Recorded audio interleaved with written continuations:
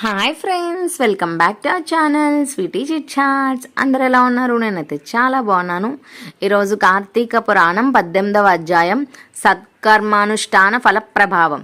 ఓ మునిచంద్ర, మీ దర్శనం వలన ధన్యుడినైతిని. సంశయములు తీరునట్లు జ్ఞానోపదేశం చేసితిరి.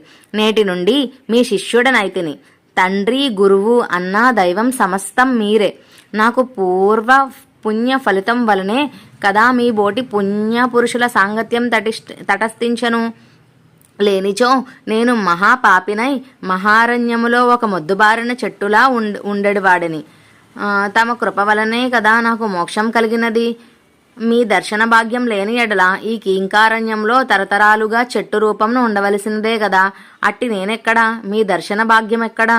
నాకు సద్గతి ఎక్కడా? పుణ్యఫలప్రదయగు ఈ కార్తీక మాసం ఎక్కడ? నాకు పాత్మాత్ముడనగు నేనెక్కడ?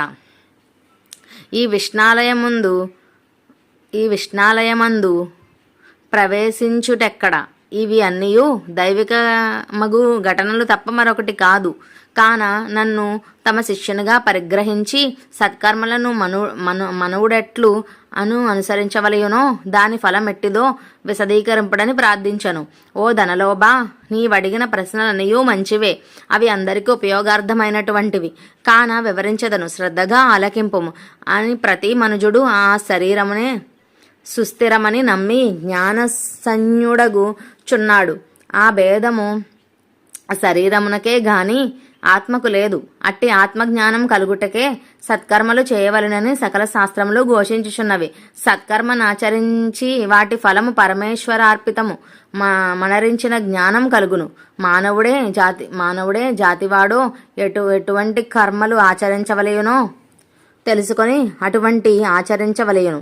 బ్రాహ్మణుడు అరుణోదయ స్నానం చేయక సత్కర్మల నాచరించనను వ్యర్థమగును. అటులనే ఈ కార్తీక మాసముందు సూర్యభగవానుడు తులారాశిలో ప్రవేశించుచుండగా, విశాఖ మాసములో సూర్యుడు మేషరాశిలో ప్రవేశించుచుండగా, మాఘమాసములో సూర్యుడు మకర రాశి యందుండగా, అనగాని 3 మాసముల యందు అయినను తప్పక నదిలో ప్రాతకాల స్నానం చేయవలెను. అటుల స్నానం ఆచరించి దేవార్చన చేసిన ఎడల తప్పక వైకుంఠ ప్రాప్తి కలుగును. సూర్య చంద్ర గ్రహణ సమయములందును తదితర పుణ్య దినములయందును స్నానం చేయవచ్చును. ప్రాతకాలమున స్నానం చేసిన మనుజుడు సంధ్యావందనము, సూర్య నమస్కారములు చేయవలెను. అట్లు ఆచరించని వాడు కర్మభ్రష్టుడగును. కార్తీక మాసమందు అరుణోదయ స్నానం ఆచరించిన వారికి చతుర్విధ పురుషార్థములు సిద్ధించును. కార్తీక మాసముతో సమానమైన మాసము వేదములతో సరితూగు శాస్త్రము. గంగా, గోదావరి నదులకు సమన తీర్థములు. బ్రాహ్మణులకు సమానమైనవి. జాతియు భార్యతో సరితూగు సుఖమును, ధర్మముతో సమానమైన మిత్రుడను, శ్రీహరితో సమానమైన దేవుడను లేడని తెలుసుకొనుడు. కార్తీక మాసమందు విద్యుక్త ధర్మముగా స్నానాదులు ఆచరించిన వారు కోటి యాగములు చేసిన ఫలమును పొంది వైకుంఠమునకు పోవుదురు అని అంగీరసుడు చెప్పగా విని మరలా ధనలోబుడు ఇట్లా ప్రశ్నించెను. ఓ మునిశ్రేష్ఠ, చతుర్మాస్య వ్రతమని చెప్పితిరే, ఏ కారణం చేతన ఆచరించవలయును ఆ వ్రతము? ఇది వరకెవరైనా ఈ వ్రతమును ఆచరించి ఉన్నారా? ఆ వ్రతము యొక్క ఫలితమేమి? విధానమెట్టిది? సవిస్తరముగా విశదీకరింపుడని కోరెను. అందులకు అంగీరసుడిట్లు చెప్పుచున్నాడు. ఓయి వినుము. చతుర్మాస్య వ్రతమనగా సతీ మహావిష్ణువు మహాలక్ష్మితో ఆషాఢశుద్ధ ఏకాదశి దినమున పాల సముద్రమున శేషుని పాన్పుపై శయనించి కార్తీక శుద్ధ ఏకాదశి నాడు నిద్ర నుండి లేచును. ఆ 4 మాసములకే చతుర్మాస్యమని పేరు. అనగా ఆషాఢశుద్ధ ఏకాదశి శయన ఏకాదశి అనియు, కార్తీక శుద్ధ ఏకాదశిని ఉత్తాన ఏకాదశి అనియు, ఆ వ్రతమునకు చతుర్మాస్య వ్రతమనియు పేరు.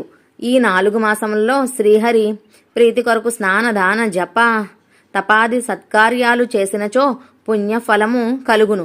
ఈ సంగతి శ్రీ మహావిష్ణువు వలన తెలుసుకొంటిని. కాన ఆ సంగతులు నీకు తెలియజేయుచున్నాను.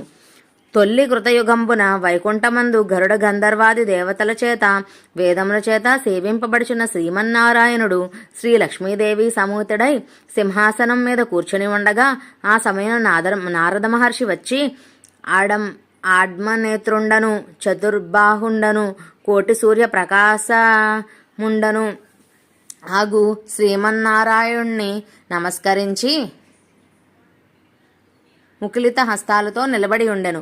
అంత శ్రీహరి నారదుణ్ణి గాంచి ఏమియూ తెలియని వాని వలె మందహాసముతో ఇట్లనే, నారదా, నీవు క్షేమమే కదా? త్రిలోక సంచారిణమైన నీకు తెలియని విషయములు లేవు. మహామునుల సత్కర్మానుష్ఠానములు ఎట్టి విఘ్నములు లేక సాగుచున్నాయా? ప్రపంచముననే అరిష్టములు లేక ఉన్నవి కదా అని కుశల ప్రశ్నలు అడిగాను. అంత నారదుడు శ్రీహరికి ఆదిలక్ష్మికి నమస్కరించి, ఓ దేవా, ఈ జగంబున నీ వెరుగని విషయములేవియూ లేవు. అయినను నన్ను వచింపుమనుటచే విన్నవించుచుంటిని. ప్రపంచమున కొందరు మనుష్యులు మునులు కూడా తమకు విధించిన కర్మలను నిర్వర్తించటలేదు. వారెట్లు విముక్తులగుదురో ఎరుగలేకున్నాను. కొందరు భుజించకూడని ధనిన పదార్థములు భుజించుచున్నారు. కొందరు పుణ్యవ్రతములు చేయుచు అవి పూర్తిగాక మునిపే మధ్యలో మానివేయుచున్నారు. కొందరు సదాచారులుగా, మరికొందరు అహంకార సాహితులుగా, పరనిండా పరాయణులుగా జీవించుచున్నారు. అట్టి వారిని సత్కృపతో పుణ్యాత్ములను అనర్చి రక్షింపమని ప్రార్థించాను. జగన్నాటక సూత్రధారుడైన శ్రీమన్నారాయణుడు కలవార 10 లక్ష్మీదేవితో గరుడ గంధర్వాది దేవతలతో వేల కొలది మహర్షులున్న భూలోకానికి వచ్చి ముసలి బ్రాహ్మణ రూపంతో ఒంటరిగా తిరుగుచుండెను. ప్రపంచమంతయు తన దయావలోకమున వీక్షించి రక్షించుచున్న దామోదరుడు ప్రాణుల భక్తి శ్రద్ధలను పరీక్షించుచుండెను. పుణ్యనదులు పుణ్యాశ్రమములు తిరుగుచుండెను. ఆ విధముగా తిరుగుచున్న భగవంతుణ్ణి గాంచి కొందరు ముసలివాడని ఎగతాళి చేయుచుంటిరి. కొందరు ఆ ముసలివానితో మనకేమి పని అని ఊరుకుండిరి. కొందరు గర్విష్ఠులైరి. మరికొందరు కుమార్తెలై శ్రీహరిని కన్నెత్తి అయినను చూడకుంటిరి. వీరందరినీ భక్తవత్సలుడగు శ్రీహరి గాంచి వీరి నేత్రములు తరింపజేతునా అని ఆలోచించుచు ముసలి బ్రాహ్మణ రూపమును విడిచి శంఖ చక్ర గదా పద్మ కౌస్తుభ వనమాలాదల్యం కారాయుతుడై నిజరూపమును ధరించెను.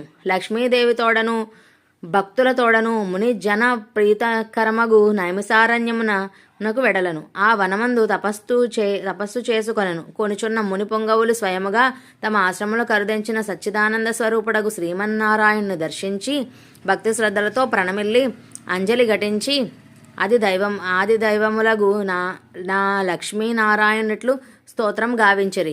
శాంతాకారం భుజగశయనం పద్మనాభం సురేశం విశ్వాకారం గగన సదృశం మేఘవర్ణం శుభాంగం లక్ష్మీకాంతం కమలనయనం యోగి హృద్యానగమ్యం వందే విష్ణుం భవభయహరం సర్వలోకైకనాథం లక్ష్మీం క్షీరసముద్రరాజతనయాం శ్రీరంగదామేశ్వరీం దాసీభూత సమస్తదేవవనితాం లోకైకదీపాంకురం త్వాం త్రైలోక్య కుటుంబినీం సరసిజాం వందే ముకుంద ప్రియాం. 18వ అధ్యాయం. హరి ఓం. Please like, share and subscribe to our channel Sweety chit Chats. Thank you. Bye bye. 19వ అధ్యాయంతో రేపు కలుసుకుందాం. అంతవరకు సెలవు. See you.